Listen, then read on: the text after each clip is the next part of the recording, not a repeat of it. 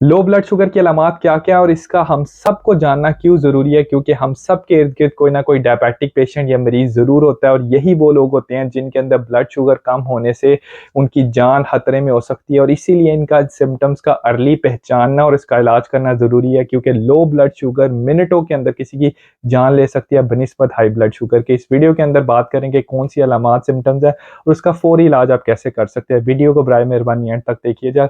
सबसे पहले बात करते हैं सिम्पटम्स क्या होती हैं। लो ब्लड शुगर के साथ मरीज़ों के अंदर बहुत ज़्यादा जो है वो स्वेटिंग या जिसे ठंडे पसीने आते हैं वो भी हो सकता है, जिस्म में कँप-कपी हो सकती है, जिस्म काँप रहा हो या ट्रेमर्स हों या इसके साथ बहुत ज़्यादा चक्कर आ रहे हों या आँखों के साथ आगे अंधेरा आना शुरू हो जाए। कुछ लोगों को तो इसके साथ बहुत ज़्यादा थकावट भी महसूस होती है या उनको बहुत ज़्यादा भूख लगती है। अक्सर लोगों को जो जो लिप्स का एरिया है उसके अराउंड नमनेस भी हो सकती है होंठों के गिर्द। और अक्सर लोगों को तो अगर ये सवेर हो जाए तो इसके साथ-साथ बहुत ज़्यादा कन्फ्यूजन भी हो जाती है कि उन्हें समझ नहीं आती हो क्या रहा है। अब अगर ये सारी अलामात हैं और आप अगर शुगर शुगर के मरीज़ हैं तो फ़ौरन अपनी ब्लड शुगर चेक करें या अगर आप किसी को देख रहे हैं इन अलामात के साथ तो फ़ौरन ब्लड शुगर चेक करें। अगर वो 4.0 मिलीमोल पर लीटर या 70 मिलीग्राम पर डेसीलीटर जो भी आपका ग्लूकोमीटर जिस रीडिंग का बताता है तो फ़ौरन उसका इलाज आप कर सकते हैं। अगर मरीज़ खाने-पीने की हालत में है तो उसको फ़ौरन मीठी चीज़ दे दें जैसे कि खजूर जिसके अंदर हाई अमाउंट में शुगर होता है या कोई ना कोई जो शुगरी ड्रिंक या जूस है वो दे दें या कुछ लोगों के पास तो ग्लूकोज़ टैबलेट्स भी होती हैं, वो 4 से 5 टैबलेट आप वो ले सकते हैं या कुछ लोग अपने पास जेल भी रखते हैं ग्लूको जेल।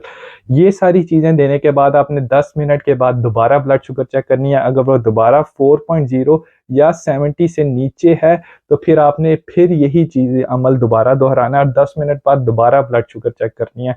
अगर दोबारा चेक करने के बाद आपका ब्लड शुगर लेवल बेहतर होना शुरू हो जाता है तो ज़रूरी ये है कि ये वाली जितनी चीज़ें आपने इस्तेमाल की हैं ये आपके ब्लड शुगर को थोड़े अरसे के लिए ऊपर लेके जाएँगे। लेकिन ज़रूरी है इसके बाद अपना नॉर्मल खाना या नॉर्मल मील ज़रूर लें जिसके अंदर कॉम्प्लेक्स कार्बोहाइड्रेट्स हों, जो कि जिस्म के अंदर थोड़ी ज़्यादा देर के लिए रहते हैं और आपके ब्लड शुगर को दोबारा कम नहीं होने देते।